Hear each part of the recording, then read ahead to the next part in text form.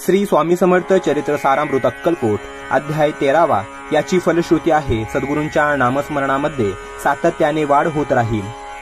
श्री गणेशाय नमः। शुक्ल पक्षीचा शशिकर वाडे जैसा उत्तरोत्तर तैसे हे श्री स्वामी चरित्र अध्याय वाढले। द्वादशाध्यायाचे अंती श्रीपाद भट्ट चोळापाप्रती कपट युक्तीने फसवू पाहती परी झाले व्यर्थची। खिन्न झाला चोळापा म्हणे सेंची पूर्ण कृपा मजहुनी तया बाळापा प्रिय असे जाहला।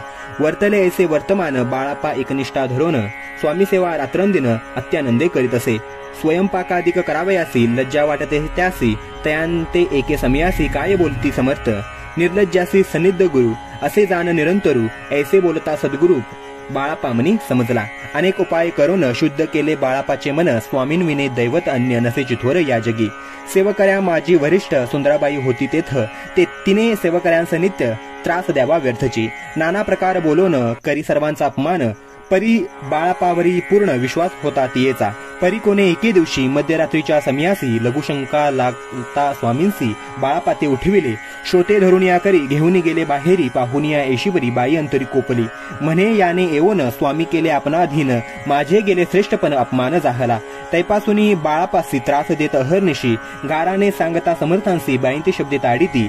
अक्कलकोटी श्री समर्थ प्रथमतः ज्याचे घरी येत तो चोळापा विख्यात स्वामी भक्त जाहला। एक तप पर्यंत स्वामी सेवा तो करीत तयासी द्रव्याशा बहुत असे सांप्रत लागली। दिवाळीचा सण येत राजमंदिरा माझे समर्थ राहिले असता आनंदात वर्तमान वर्तले। कोण्या भक्ते समर्थांसी अर्पिले होते चंद्रहारासी सणानिमित्त त्या दिवशी अंगावरी घालावा। राणीची मनात विचार येता त्वरित सुंदराबाईंसी बोलत चंद्रहार द्यावा की। सुंदराबाई बोलती तो आहे चोळापाजवळी ऐसे एकता त्या काळी जमादार पाठविला। गंगूलाल जमादार चोळापाजवळी ये सत्वर म्हणे द्यावाजी चंद्रहार राणीसाहेब मागती। चोळापा बोले तयासी हार नाही आम्हापासी बाळापा ठेवितो तयासी तुम्ही मागून घ्यावा की। ऐसे ऐकून उत्तर गंगूलाल जमादार बाळापाजवळी येऊन सत्वर हार मागू लागला। बाळापा बोले उत्तर आपणापासी चंद्रहार परी चोळापाची त्यावर सत्ता असे सर्वस्वे। ऐसे ऐकून बोलणे जमादार पुसे चोळापा कारणे जबाब दिदा चोळापाने बाळापा देते तरी घेईजे। ऐसे भाषण ऐकून जमादार परतोन रूपमंदिरी येऊन वर्तमान सर्व सांगे। चोळापाची एकूणी कृती राग आला राणीप्रती। सुंदराबाईंची ही गोष्टी तयाविरुद्ध सांगितल्या। कारभार चोळापाची करी जो होता आजवरी तो काढून त्यास दोरी करावी राणी म्हणत असे। पहिलेच होते बाईंच्या मनी सहाय्य झाले आता राणी सुंदराबाईंच्या गगनी हर्ष तेव्हान समावे। चोळापाने आजवरी केली समर्थांची चाकरी धनप्राप्ती तयाभारे समर्थ कृपेने होत असे। असो एके अवसरी काय झाली नवलबरी बैसली समर्थांची स्वारी भक्त मंडळी वेष्टित एक वस्त्र तयावेळी पडले होते श्रींजवळी तयांचे करून या झोळी समर्थ करी घेतली अल्लख शब्द उच्चारिला म्हणती भिक्षा द्या मला तयावेळी सर्वत्राला आश्चर्य वाटले। झोळी घेतली समर्थे काय असे उणे तेथे जे जे दर्शन आले होते त्यांनी भिक्षा घातली। कोणी एक कोणी दोन रुपये टाकीती आणून न लागता एक क्षण शंभरावर गंती झाली। झोळी चोळापाते देऊन समर्थ बोलले काय वचन चोळापा तुझे फिटले ऋण स्वस्त आता असावे। पाहून या द्रव्यासी आनंद झाला तयासी परिणा आले मानसी श्रीचरण अंतरले। तयासी झाले मास दोन पुढे काय झाले वर्तमान राणीच्या आज्ञेने शिपाई दोन स्वामींजवळी पातले। त्यांनी उठवून चोळापासी आपण बैसले स्वामीपासी। चोळापाच्या मानसी दुःख फार झाले स्वामींपुढे वस्तू येती त्या शिपाई उचलिती। चोळापाते काही न देती ने तरी घेती हिरवणी। चोळापासी दूर केले बाईसी बरे वाटले ऐसे काही दिवस गेले बाळापा सेवा करीताती। कोणे एके अवसरी सुंदराबाई बाळापावरी रागोनी दुष्टोत्तरी तांडण करी बहुसाळ। ते ऐकोनी बाळापासी दुःख झाले मानसी सोडणी स्वामी चरणांसी म्हणती जावे तेथोनी। ऐसा केला विचार जाहली असता रात्र बाळापा गेले बिराडावर खिन्न झाले मानसी। आज्ञा समर्थांची घेऊनी म्हणती जावेत येथोनी याकरिता दुसरे दिनी समर्थांजवळी पातले। आपुली आज्ञा घ्यावे असी बाळापा येतो या समयासी अंतर्ज्ञानी समर्थांसी तत्काळ विदित झाले। तेव्हा एका सेवकऱ्यास बोलले काय समर्थ बाळापा दर्शनासी येत त्यांचे आसन दाखवावे। बाळापा येता त्या स्थानी आसन दाविले सेवकऱ्याने तेव्हा समजले निजमनी आज्ञा आपणा मिळेना। कोठे मांडावे आसन विचार पडला त्या लागून तो त्याच रात्री स्वप्न बाळापाने देखिले। श्री मारुतीचे मंदिर स्वप्ने आले सुंदर तेथे जाऊन सत्वर आसन त्यांनी मांडिले। श्री स्वामी समर्थ या मंत्राचा जप करीत एक वेळ दर्शना येत हिशोब ठेवीत जपाचा। काढून दिले बाळापासी आनंद झाला बाईंसी गर्वभरी ती कोणासी मानिनाशी झाली। सुंदराबाईंसी करावी दूर समर्थांचा झाला विचार त्याप्रमाणे चमत्कार करून या दाविती।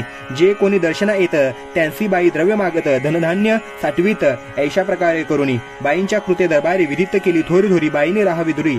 श्री चरणापासून परिराणीची प्रीती बाईवरी बहु होती या कारणे कोणाप्रती धैर्य काही होईना। म्हणल्या अक्कलकुटी त्या अवसरी माधवराव बर्वे कारभारी तयांसी हुकुम झाला सतोरी बाईंसी दुरी करावे परिराणीची भिवोनी तैसेन केले तयांनी समर्थ दर्शनासी एके देनी कारभारी पातले तयांसी बोलती समर्थ कैसा करिता कारभार ऐसे कोण्या उत्तर ववे मुनी समजले मग त्यांनी त्याच दिवशी पाठविले फौजदारासी कैद करून बाईंसी आणावे म्हणती सत्वर आज्ञेप्रमाणे सत्वर बाईंसी बांधी फौजदार बाई करी शोक फार घेत उर बडवूनी फौजदारासी समर्थ काही एक न बोलत कारकिर्दीचा अंत ऐसा झाला बाईंच्या स्वामींची या सेवेकरिता सरकारातून तत्वता पंच नेमून व्यवस्था केली असे नोकराये मग सेवा करावयासी घेऊन गेले बाळापासी म्हणती देऊ तुम्हासी पगार सरकारातून बाळापा बोलले तयांसी द्रव्याश नाही आम्हासी आम्ही निर्लोभ मानसी स्वामी सेवा करू की बाळापाचा जप होता पूर्ण एका भक्ताचं सांगून करविले शिन्नी उद्यापन हिशेब जपाचा घेतला बाळापांनी चाकरी एक तप सरासरी केली उत्तम प्रकारे समर्था ते प्रिय झाले अक्कलकोट नगरात अद्यापी बाळापा राहत श्रीपादुकांची पूजा करीत निराहार राहुनी